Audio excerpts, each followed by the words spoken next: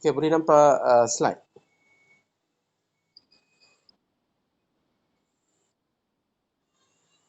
Sekarang nampak tak? Tak nampak? Okay, okay, saya cuba sekali lagi.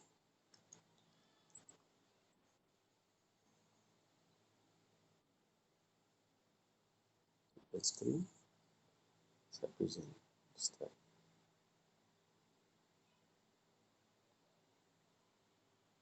Okay.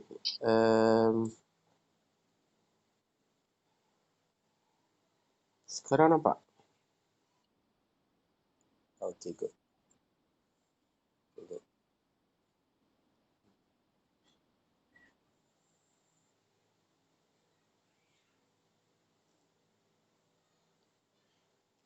Okay.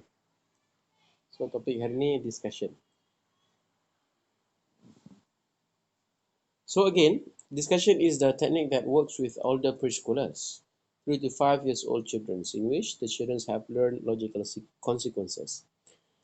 And then this technique works at best, particularly if the child is seriously interested in changing the behavior. If the children are not interested in change the bad behavior, so it will not works. Means the discussion will be no point.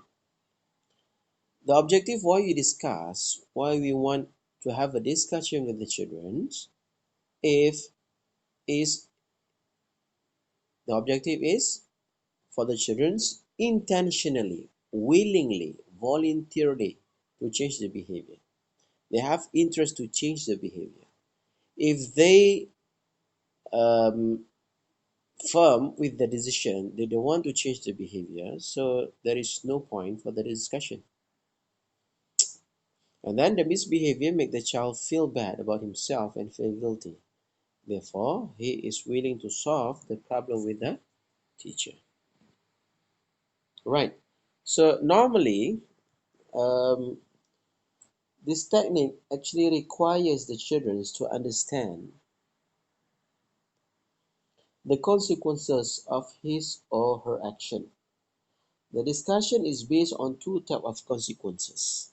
Whenever we discuss, there will be two results, two consequences, or two outcomes. The first one is natural consequences, and secondly is logical consequences. So, in order to have a discussion with children, teacher may use either one of these as a basis for discussion based on what misbehavior the child has. So, whenever the children did something which is not improper or not in the favor of the teacher, so the children's or the result would be uh, fall under these two natural consequences. What are those natural consequences? Natural consequences, some negative outcomes that resulted from the child's misbehavior without any intervene. For example, playing with the fire, the child's hand get burned. Hitting others, the child will get hit back. So this is natural consequences. So whenever we want to discuss with the children, what are the effect, what are the result of misbehavior, we can explain the result, the outcome of doing bad things could be something automatically will happen because of that behavior. Or we can call it like a cause and effect. If you do the cause, if you create the cause, is the misbehavior is the cause, they will receive the effect. Contoh itulah, main api, nanti tangan melecur, tangan terbakar. Automatically lah. Kalau tumbuk kawan, kena pula kawan tu memang agresif, janganlah nangis kalau kena tumbuk balik dengan kawan tu. Alright? Kalau sepak-sepak kawan, nanti kena sepak balik dengan kawan. So that is natural consequences. Whereby logical consequences, kita cuba discuss ataupun berbincang, there will be a logical outcome, result of that misbehavior. For example, negative outcome resulted from the child action of breaking rules set up by the teacher. Logically, if the rule is broken, there will be logical consequences. For example, the rule of no child can play outside at 12 o'clock in the afternoon. The child well aware that if they play out during this time, they may catch a fever or they will get a sunburn. Okay, so this is the logical. We try to give logic outcome or logical reason. So basically, these are among term in discussion with children about their misbehavior. If they keep doing the activity which is not in the favor of the teacher, or if they did something which teacher will make get angry or disturb the class, they will get the consequences. They will get the result. Of course, the result is not going to be good. So they will feel scared. When they will feel scared, they can think logical. They agree with that result, with that consequences. So they will stop that behavior. Actually, that is the main objective of the discussion. At the first place, why we discuss? Because we believe that children will start to listen, and then after they listen, they will start to understand. After they understand, and they will stop that bad behavior. Why they stop? Because they understand the consequences. The consequences is bad. The consequences is not good. So that actually the meaning or the topic that we discuss, the technique that we use today discussion about the consequences that we're going to give, we're going to discuss with the children. Either it is natural or logical. Okay, finish. This technique help the child to make their own decision and learn from their mistake. However, there would be some problems that may occur when setting up these techniques. Kemungkinan akan berlaku beberapa problem bila kita gunakan teknik ni. So, bagaimana untuk mengelakkan problem-problem yang bakal berlaku? Thus, the following are some suggestions on effective ways to overcome them. So, ada beberapa suggestion. Cara nak menggunakan teknik ni. How to apply this technique. So, there are few suggestions in order to overcome or minimize the risk. So, number one, be sure that the expectation is age appropriate. I repeat again, be sure that the expectation is age appropriate. What does it mean? Example, teachers should not expect that child below the age of 2. 2 means infant stage. Learn naturally the consequences of playing with a literacy cord. Important to take note, natural consequences that may cause several physical injuries should not be used. So teacher have to make sure the age is appropriate. For teacher who taking care of class below 2 years old or infant stage, so this technique discussion might not suitable. It's not going to work. But for teachers who take care of class age 3 years old, toddler age, So maybe, right? I'm not saying that it going to work 100% because the ability of the childrens, even though they are 3 years old, they might be different. Some childrens their understanding is better. Some of the childrens the understanding is not that good. Even the vocabulary, the conversation, the communication is still not that fluent yet. So they're unable to take your suggestion. They don't understand really. So, but when it comes to 4 years old, maybe those teacher who taking care of 4 years old or 5 or 6, 6 of course definitely, 5 of course definitely, these techniques discussion would be the best, would be among the best because they're able to understand this stage, they're able to understand instruction, they're able to understand the consequences, they are able to understand the cause and effect, punca dan sebab. Okay. Sebab dan akibat. Itu maksud cause and effect. Sebab apa akibat yang akan berlaku. So that's number one. Number two, be sure that the teacher or parents is confident enough with the choice of using these techniques. Either teachers or either parents, if you want to use these techniques, be confident. What maksud be confident? Before implementing these techniques, the teacher or parent must be understand the advantages and disadvantages of discussion. Example, does the child understand the consequences? Hand get burned when the teacher discuss with him.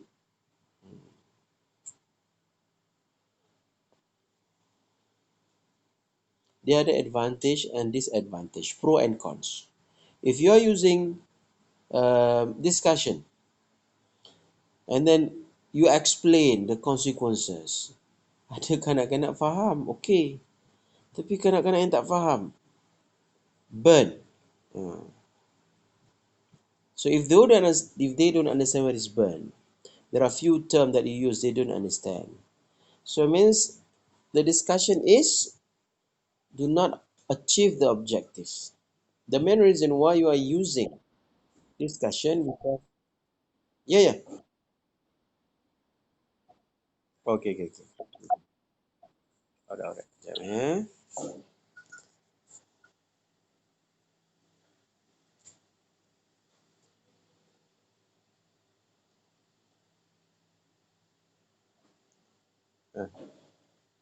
Mana ni? So dia masuk sekarang.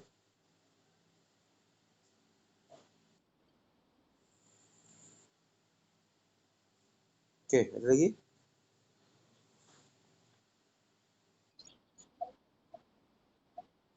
Suruh dia masuk.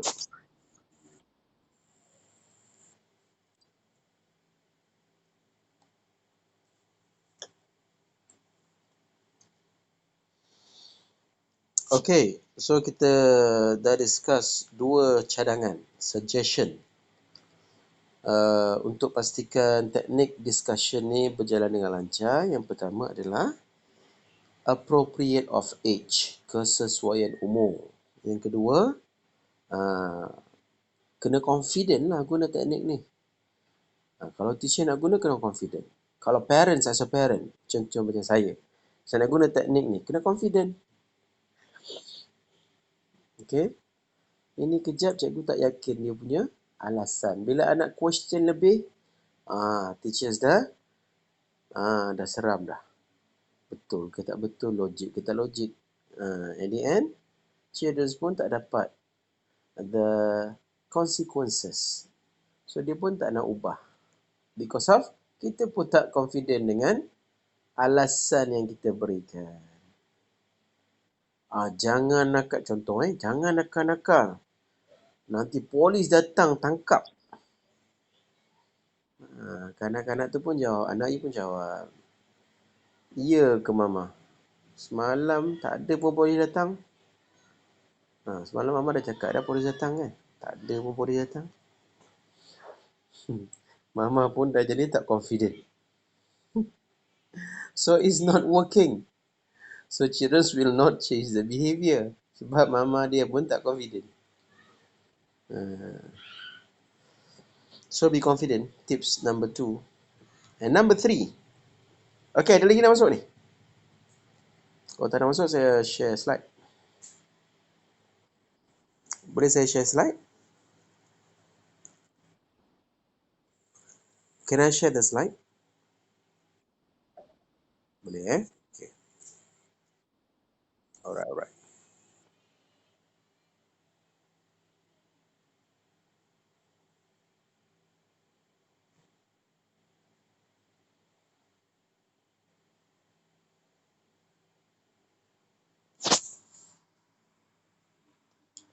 Okay, number 3. Be straightforward, simple and friendly. And avoid argument. Straightforward je dengan kanak-kanak. Jangan jangan kuna-kuna. Apa mama cakap ni tak faham lah. Apa teacher cakap ni tak faham. Teacher tak straightforward. Teacher bagi kias siap, lepas tu pantun lagi. Bagi peribahasa siap. Kanak tak faham. Therefore, before no. Ni ke topik kita ni? Bukan. Silap. Ni dia. Number 3, consequences should be fairly immediate. What is fairly immediate? Kesan yang serta-merta, kanak-kanak boleh nampak. When the teacher discuss in the consequences to the child action, it must have happened or result is experienced immediately after the action, not to discuss the negative result that is not certain or take place in the distant future. Benda tu mesti immediate. Contohnya, dia kata kalau mencuri nanti polis datang. Polis tangkap. Polis tangkap ni panjang lagi cerita dia. Alright, before that, complain and then refer to parents, refer to headmaster. That should be the consequences, the explanation. Terus jump into police. Jauh sangat tu cerita tu. So the children's unable to connect with the consequences. Contoh kalau berdiri atas bola nanti jatuh. The result is immediate. The consequences is immediate. So that's point number 3. Point number 4. The consequences should be natural or logical and not punitive. When discussed, make sure to explain the consequences experienced by the children is simply the natural or logical causes of the action, not as punishment of their action. So kita cuba elakkan discussion ataupun kesan daripada misbehavior adalah sebab kita nak hukum dia. Okay, kalau curi, polis tangkap, itu lebih kepada nak punish. It should be the discussion is either it is natural or logical.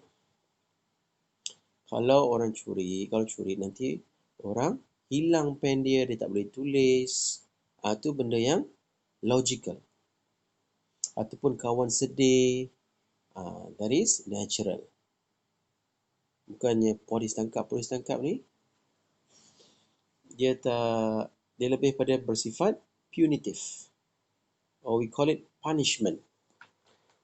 So during the discussion, teachers or parents need to avoid talking about consequences which is related to punishment. The discussion should be talk about logical or natural causes. Yang simple, yang plain, they understand. Okay, next tip. Strive for certainty of consequences rather than severity. Pastikan discussion tu tepat, betul kesan dia. Bukannya nak discuss about the severity. Discussion should be based on why. Hmm? Hello? Ya, kenapa? Discussion sangkut-sangkut. Okay, clear. Discussion should be based on why the child experienced negative impact of their misbehavior, not how damaging the consequences is to the child. So do not scare the child about the consequences the child experience. This is dilemma. Sometimes parents or teachers they talk about they trying to threaten, they try to scare the children. So apa yang kena dapat? Dia takut lah. Dia takut sebab teacher nak menakutkan dia. Discussion, objektif kalau kita guna teknik discussion, we want them to understand the consequences. They understand the logical. The consequences mean kesan, akibat. Itu yang kita nak. Bukan dia buat sebab takut. Boleh, but that is different techniques. Discussion technique, we want them to reason. We want them to think. Use their logical thinking. That is the main objective. Kalau nak scared, nak threaten, that is different technique. For discussion technique, we want them to think, to rationalize, to reason. Next tips, involve the children whenever possible when doing the discussion. Means allow the child to express his feeling and give opinion. The judge should accept the child opinion if it is relevant and guide the child to overcome the problem based on the opinion given. Itu maksud involve the child whenever possible. Allow them. For example, they want to explain further. Bagi je dia explain. Ataupun dia nak bagi opinion dia. Bagi je dia. Allow them. Cuma within guidance. Sometimes dia bagi reason tak ada kena-mengena dengan situasi, tiba-tiba lah pernah masuk cerita lain, masuk topik lain. Teacher kena guide lah. Right? But the main point is involve as much as possible during the discussion. Okay, next. Be straightforward, simple and friendly to avoid argument. Straightforward. Jangan kona-kona. Simple and friendly. Ini tu maksud discussion, benda bincang. Perkara yang boleh bawa berbincang. Tak kira. Okay, kalau kita ambil contoh, for example, adult. Dewasa macam kita kan. Kalau nak beremosi, bersensing dengan itu bukan discuss, tu gaduh. Tu bertekak. Kalau nak buat bincang, dia kena relax. Dia tak boleh masukkan unsur emosi. Kalau beremosi, means you are not discussing. You are expressing your emotion. So, it's difficult to find a solution. The same thing, when you go to children's. So, please control your emotions. Control your anger. Okay, focus on discussion. Plus, this is children's, early childhood children's. Your explanation, your reason should be simple, straightforward, and smiley, friendly. Avoid argument. And then avoid emotion and anger when discussion. Again, elakkan marah lah. Sorry. Marah ni kena cuba elakkan. Walaupun cikgu geram je. Kan, rasa nak picit-picit je. So, you need to be patient. Ada satu pepatah Inggeris sebut, if you are not patient, you will be the patient. So, to avoid you become the patient, please be patient. Sabar. Right? Sabar tu kan sebahagian daripada iman. And the last part, present reinforcement when succeeded. Bila dah berjaya aktiviti, kanak-kanak ubah perangai, jadi baik, jadi behave, reinforce, bagilah galakan. If the child has understood the misbehavior and the negative consequences, reinforce them. Macam mana nak reinforce? By praising, give attention, or give encouragement. Bagilah galakan, puji, bagus. Bagus anak murid teacher ni, pandai. Bagilah. Alright? Itu namanya encouragement. Itu namanya reinforcement. Okay? Clear? Faham tak? Hello, hello? Clear?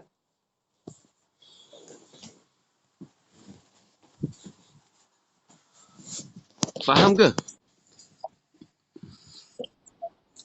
Clear Kalau clear gitu.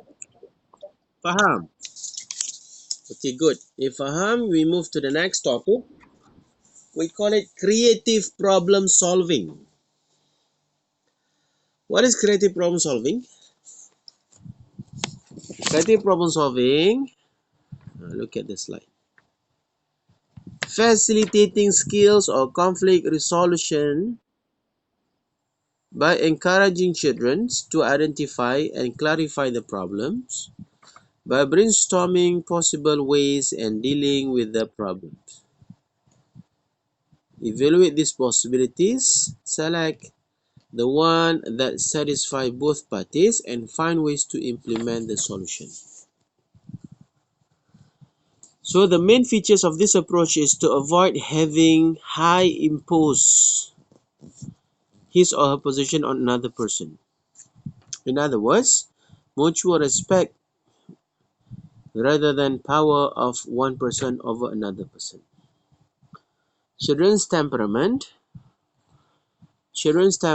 influences in learning more effective problem solving. This method is difficult to apply to children who are hyperactive, impulsive, unattentive, or aggressive children. It's not suitable. It's difficult to apply. Why? Because these kind of children, ADHD, autism, impulsive, ni ciri-ciri kanak-kanak yang ada problems lah. Why difficult to apply? Because they have a problem related to their cognitive. Ada problem dalam kognitif, pemikiran dia. Tak macam kanak-kanak biasa. So these techniques will be difficult to use creative problem solving. Right. Creative problem solving steps. So dia ada beberapa langkah. Usually teacher will use games, puppets, soft toys, and then problem solving situation. So ini teknik menggunakan penyelesaian kreatif. Creative problem solving.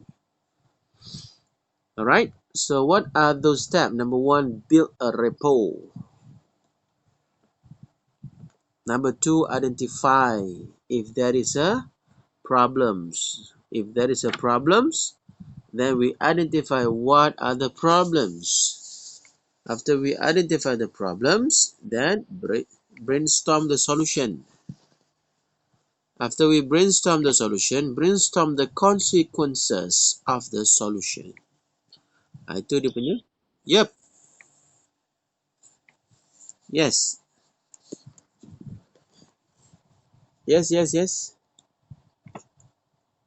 Ada masalah ke? Okey ke tak okey? Tak dengar suara eh?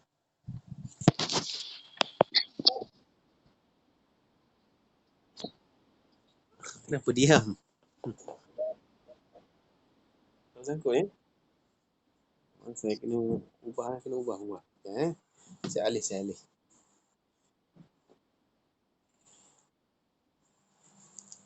Okey, sekarang ni sangkut lagi. Sekarang sangkut ke? Okey.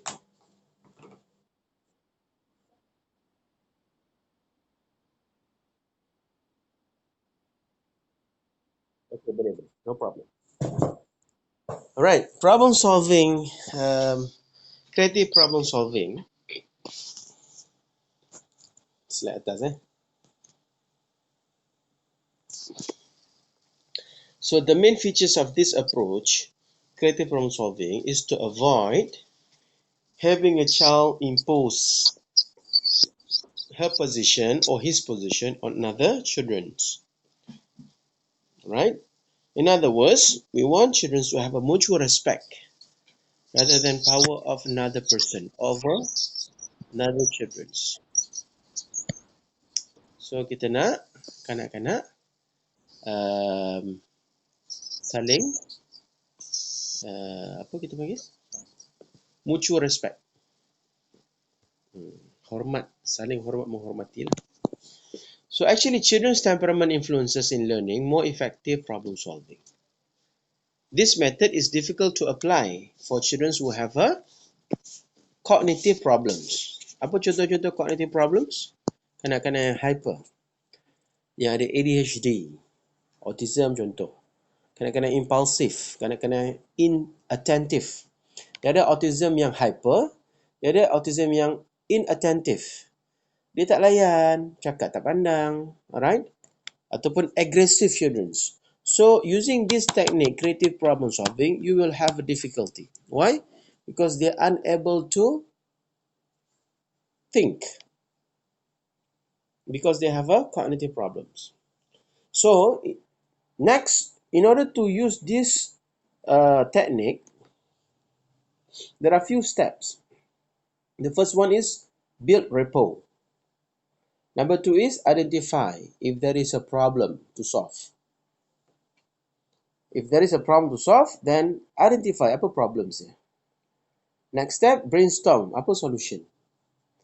After that, brainstorm the consequences of the solution. Encourage students, okay, step one, brainstorm. If you look at your manual, page 75, the step in problem solving with the children is number one, encouraging children to imagine or to identify what are their problems by asking them to pay attention to their feelings. Okay, of course, first you kena build rapport lah. Apa maksud build rapport? Apa maksud build rapport? Siapa boleh jawab? Apa maksud building a rapport? Siapa boleh jawab? Building rapport ni maknanya kita create relationship. Cari common ground. Kanak-kanak suka kalau kita ada common ground dengan dia. Apa maksud common ground? Ada persamaan. Teacher pun suka kartun Bobo Boy. So dia suka. Teacher suka Robocop Polly lah. Yang helikopter tu. So dia pun suka. So ada common ground. So ni antara contoh building a rapport. And then second step is, bila dah okay, dah boleh berbincang, dia seronok, identify apa problems. So macam mana identify? Ask them to pay attention on their feelings. Apa perasaan dia? If the children are feeling uncomfortable, they feel sad or angry or worried, this will be important clue that there is a problem to solve. For example, by looking at their body signals, that shows they are stressed. Once the children have recognized and labeled their own feelings, then the teacher can help them learn how to accurately define the problems. For example, the problem may be defined as, "Teacher, I feel angry because my friend doesn't want to share the toys with me." Or, "When my friends won't let me play with him, I feel frustrated, I feel angry, I feel mad." After that, after you listen to them, their feelings, then encourage the children to think about the feelings of others in the situation. Suruh difikirkan macam mana pula perasaan orang lain. However, this situation, to become effective problem solver, is we will necessary to expand their feelings vocabulary and including others' feeling. So, step number 2 is identify apa problems. Dengar apa perasaan dia.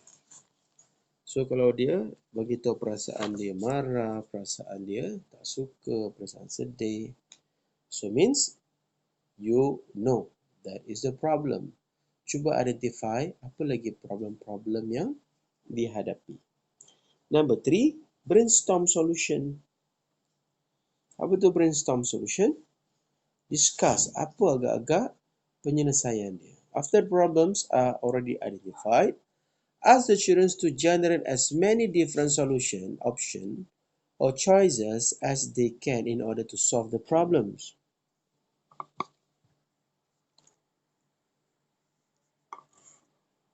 This process teaches children flexible thinking and create an attitude that encourages them to realize that there are a lot of reasonable ways to solve problems.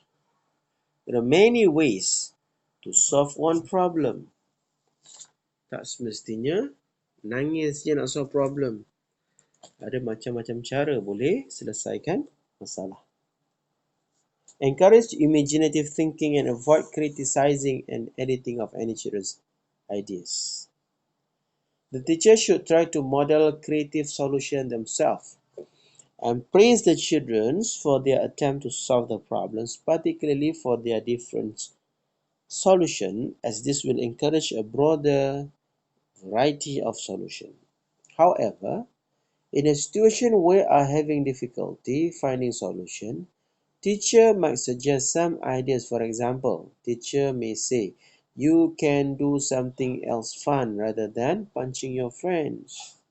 You can ask help from teachers or parents.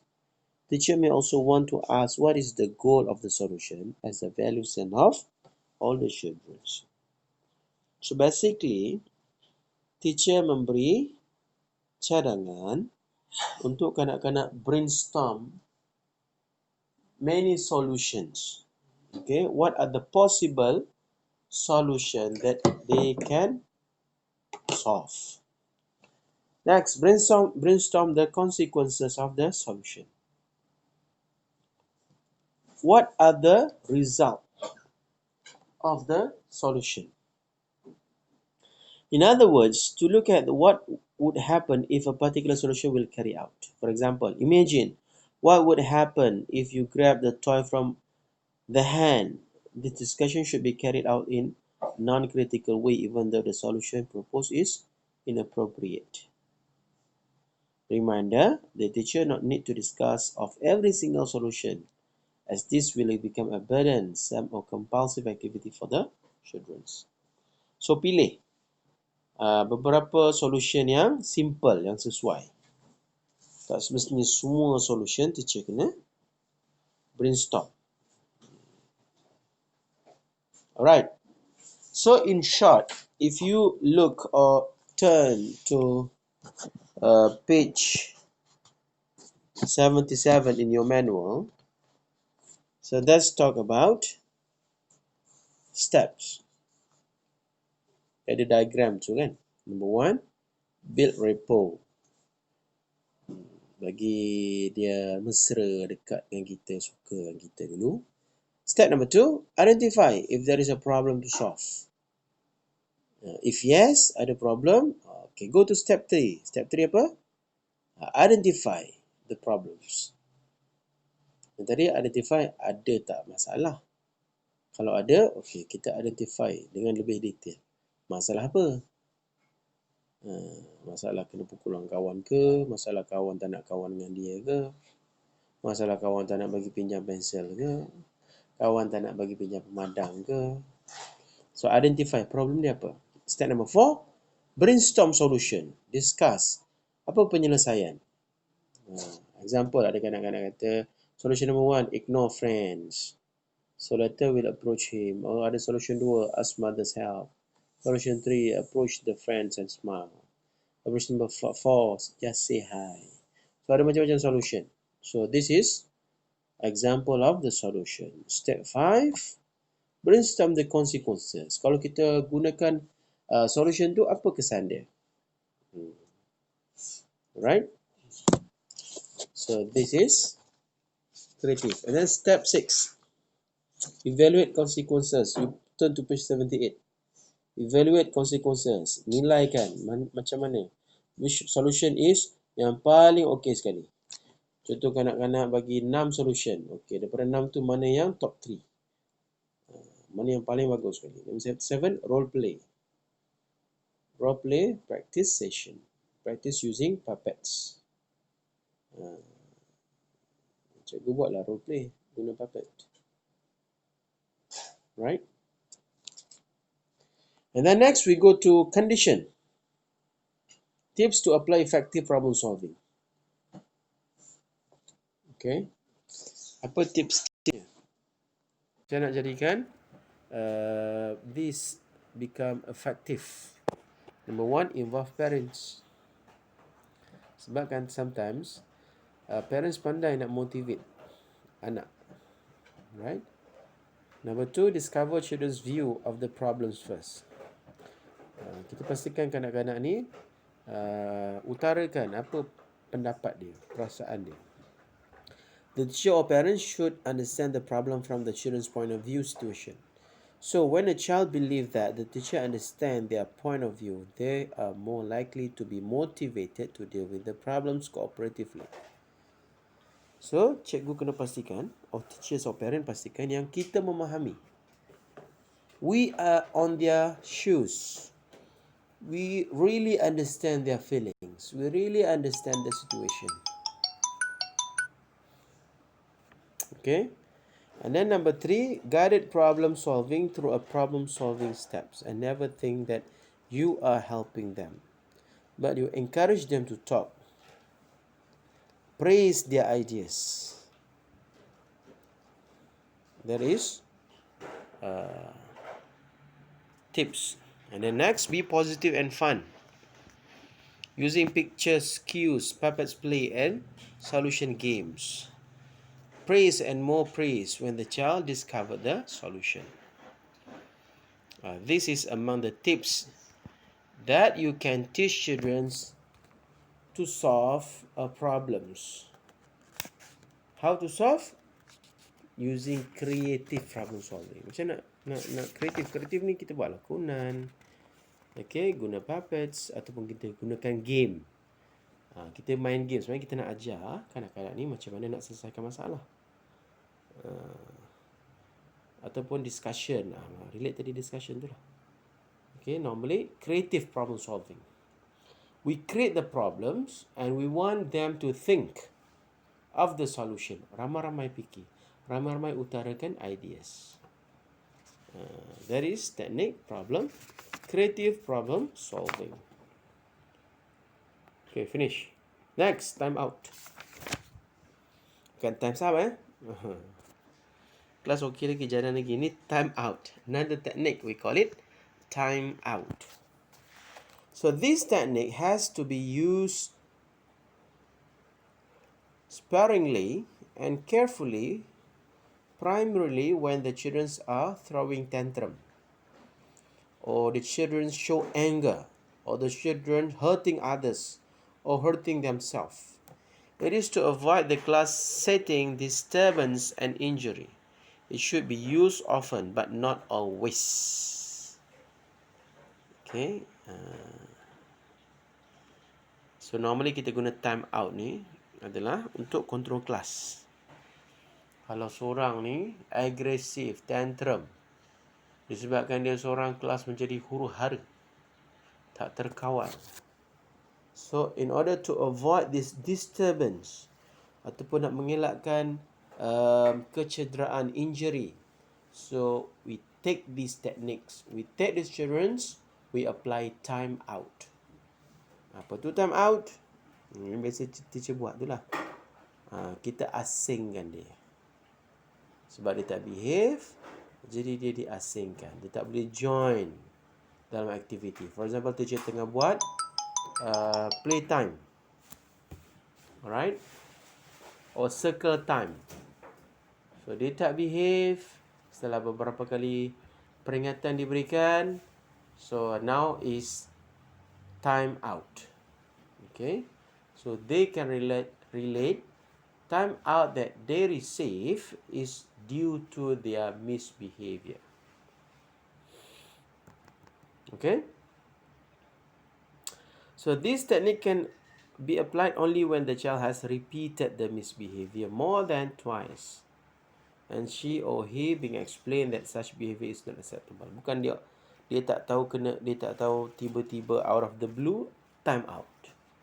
Sebelum teacher nak apply time out, teacher kena explain dulu. You need to brief to them. Mereka mesti diberi reminder. And then bukan sekali buat salah terus bagi time out. Mesti ada warning. So they will be more aware, alert. Okay, this time if they repeat that bad behavior again, there will be time out. It is important to let other kindergarten staff know about the implementation of the time out. Kena inform staff-staff yang lain. Cikgu lain tengok dia tersisih, dah tak berjaya lah teknik time out ni. Kena inform. Okay, untuk pastikan tidak ada gangguan. Ini cikgu lain pula pergi berlain. Kenapa ni? Tak boleh. Time out means there is no conversation. Biar je dia mengadap dinding tu. Let other be informed that about the duration of the time out and where the child will be placed during the time out. Kena inform yang lain. Kalau you nak buat time out tu dekat mana? Dekat bilik sebelah. Kena inform. Berapa lama? Kena inform. Ni you seorang tahu, teacher lain tak tahu. You seorang tahu, akak tukang masak tak tahu, cik cleaner tak tahu, ataupun principal tak tahu. Dia akan interfere. Ada gangguan. So teknik time out tak berkesan. Kena bagi tahu, teacher kejap lagi kalau ada student masuk dalam bilik ni, saya tengah buat time out. So normally 5 minit ataupun 7 minit. Kemudian saya akan ambil balik. Cikgu jangan kacau. Jangan tegur apa-apa. Cikgu faham lah. Normally teachers faham. Time out. Okay. Next, there are several effective tips.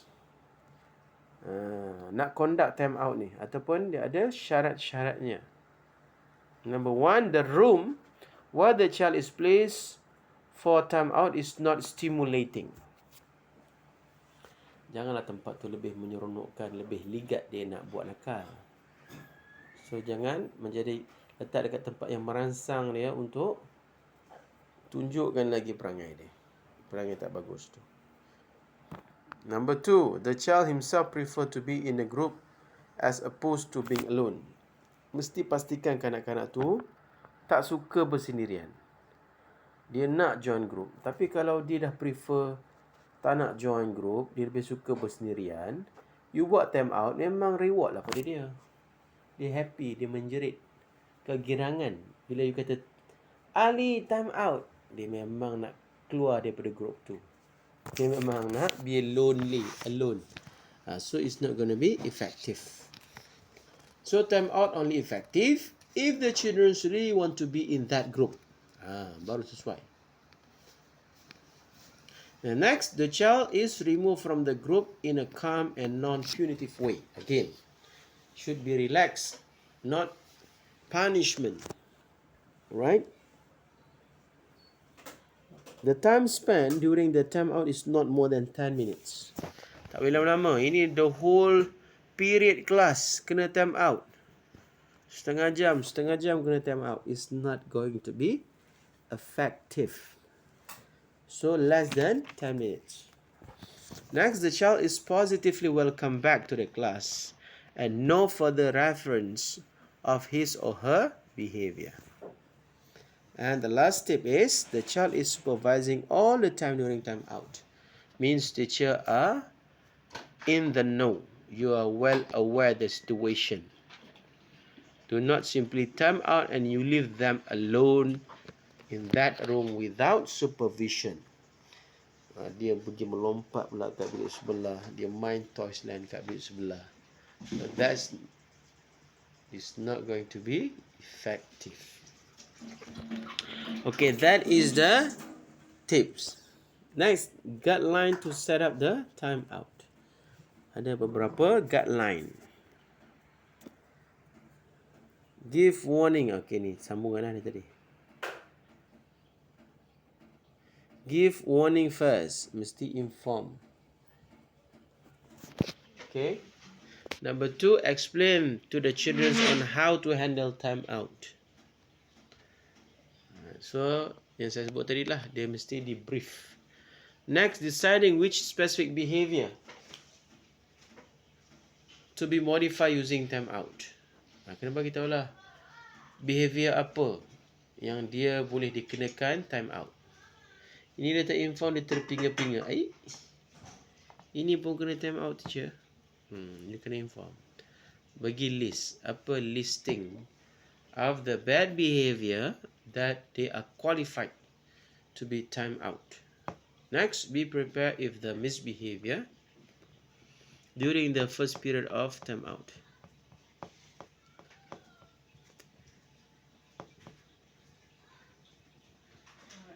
Alright. Informing parents before handing over the child. So kalau you tengok dalam manual tu, page 79, dia ada additional, we call it additional info guideline to set up a timeout. Be sure that the classroom environment is positive. The timeout is negative, means classroom mesti lebih best, lebih seronok. Timeout tu tak seronok. Jangan you jadikan bilik tempat timeout tu lebih seronok, lebih best. Yang you punya circle time dengan student-student children lain tu tak best. Tak jadilah timeout. Number 2, explain to the children on how to handle timeout. You kena bagi tahu. Teacher nak buat macam mana timeout ni, explain so dia faham. So bila nampak kawan dia kena timeout, dia pun rasa tak nak kena timeout. Dia dapat lesson pengajaran. Okay. And then point number 3, give warning. Point number 4, decide which specific behavior. Number 5, decide the timeout location. Kat mana nak letak timeout tu, dekat mana location. Nanti tak beritahu dia timeout kat toilet ataupun dia timeout dekat playground. And the next, set up time length, duration. You beritahu berapa lama akan kena asingkan. And then set a timer. Letak timer in front of the child, so dia tahu. Selagi tak cukup masa, dia kena face the wall. Kalau tidak, sikit-sikit tanya, teacher dah ke belum? Baru 10 saat, teacher dah ke belum? Dah ke belum? 20 saat, teacher dah ke belum? So dah mengganggu kelas. Asyik tanya je. Right? And then be prepared if the misbehavior get worse. Jangan kena prepare lah. And the next, refusal to sit in the timeout may be compensated by providing backup timeout. Inform parents before handing over the child. Maklumkan pada ibu bapa, penjaga. Okay, the last part, punishment. Punishment is considered as the final solution in managing misbehavior, and punishment not necessarily to be physically, but there are various kind of action can be done using creativity. Ada banyak contoh punishment. Tak semestinya guna fizikal, tak semestinya cubit, tak semestinya pukul, tak semestinya rotan. So punishment can be also remove something which is pleasurable, which give happiness to the child. Or you also can stare angrily. Alright, that also punishment. Threatening, that also punishment. So if you turn to page 80 in your manual, there are type of punishment. Verbal punishment, including scolding. Marah ni biasa kan. Normally teacher will scold the children. Sometimes teacher punya scolding tu boleh makan masa satu period kalau tak terkontrol. Panjang, terbawa-bawa ke kelas terusnya. So teacher kena control lah. If you want to scold the children, you need to plan, control. 5 minit ke, alright? Janganlah sampai 55 minit. Marah je. Tak habis lagi masuk kelas terusnya. Teacher marah betul dengan kelas sebelum ni. Sambung lagi. So means that scolding is not controllable. So verbal punishment, scold. Number 2, praise others in front of the child. Dia macam apa kita panggil? Sarcasm. Alright, puji budak lain dengan intention kanak-kanak yang tak behave tu jealous. Itu pun punishment. Ataupun threatening. Ni kalau tak dengar kata tak boleh balik. Kita balik lambat. Duduk sampai petang. Contoh. Itu threatening. Jadi dia takut dia tak boleh balik. Dia pun behave. So that is verbal punishment. Okay. Ni contoh dia. Warning. Telling Allah may not like misconduct. Contoh-contoh tadi macam-macam lah. Saya rasa cikgu kreatif lah. Bagi verbal punishment ni. Dah banyak sangat pengalaman. Next. Physical punishment. What is physical punishment? Contoh. Staring with anger. Stare. Cikgu jeling je. Cikgu memberi pandangan yang tajam. So pandangan cikgu tu menyeramkan. Depend lah. Ada cikgu dia expert. Memang sekali jeling terus behave. Duduk bersila. Ataupun terus pandang lantai. Punya dahsyatnya pandangan jelingan cikgu tu. Ada pula teacher dia stare ni. Tak efek kat children. Dia seronok pula. Lagi teacher stare, lagi kelakar, dia lagi ketawa. Ada yang tak kena. Macam mana teacher stare? Right? Staring means we show or we disapprove. We show to the children that we are not happy with that behavior or attitude. Secondly, physical punishment, ignore the child. Ini kita dah discuss dah. Technique ignore. And then avoiding the child, showing disapproval. Avoiding ataupun leave the child. And then beating. Ni kalau ikutkan nasihat dalam punishment early child ni last lah ni. Dah tak boleh nak handle lah. Kita pukul lah dia. Kan? Pukul pun bukan pukul untuk mendera, bukan.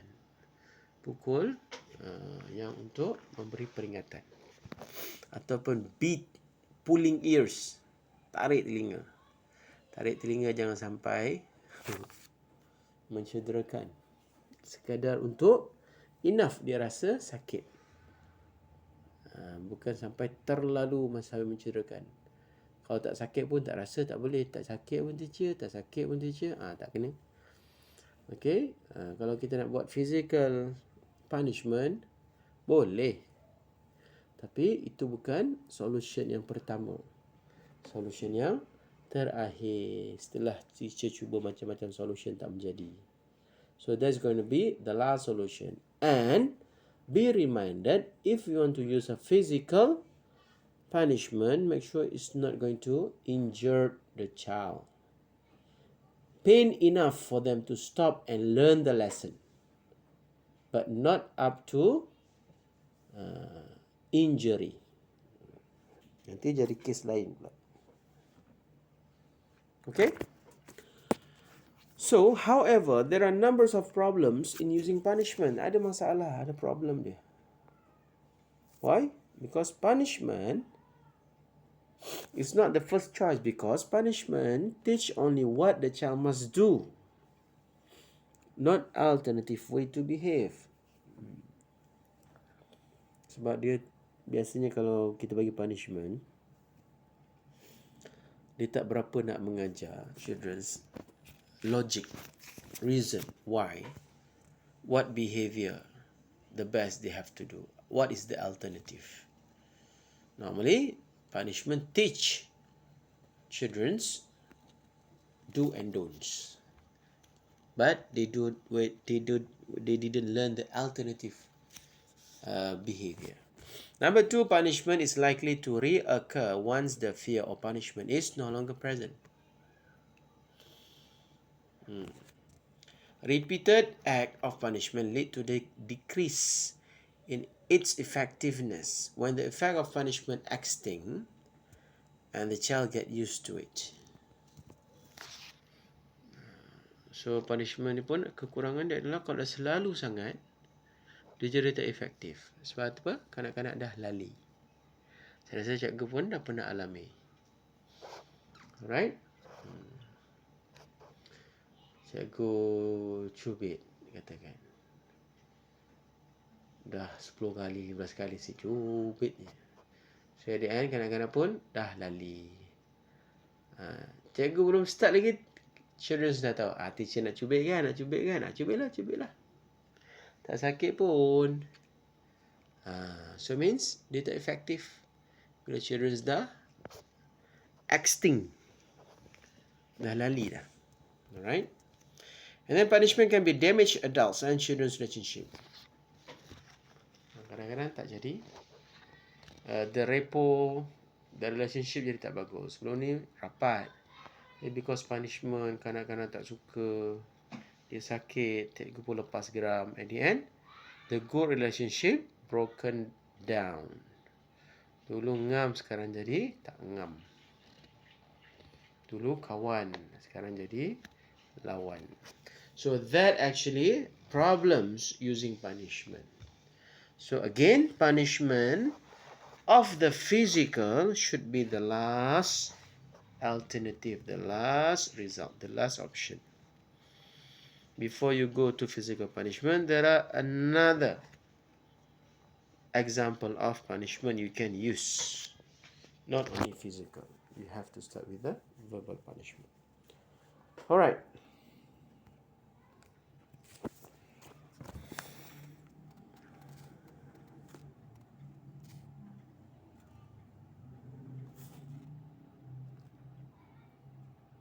What?